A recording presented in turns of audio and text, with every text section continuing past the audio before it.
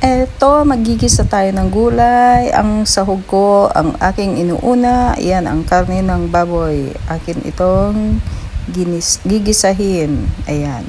Pero ang style ko po, pinakukulo ko muna yung karne ng baboy hanggang matuyo yung tubig and tapos ko siya iba-brown sa oil. Start na ako magisa. Una, garlic. Gigisa ko, iba-brown ko yan and then followed ng sibuyas.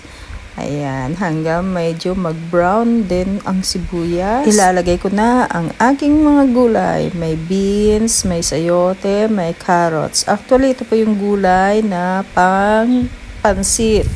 Ginisang pansit.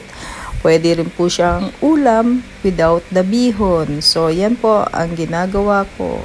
Masarap po yan. Stir-fried vegetables are delicious. Yeah po. Toyo, paminta, at oyster sauce lang. Swak na masarap na ang inyong ulam.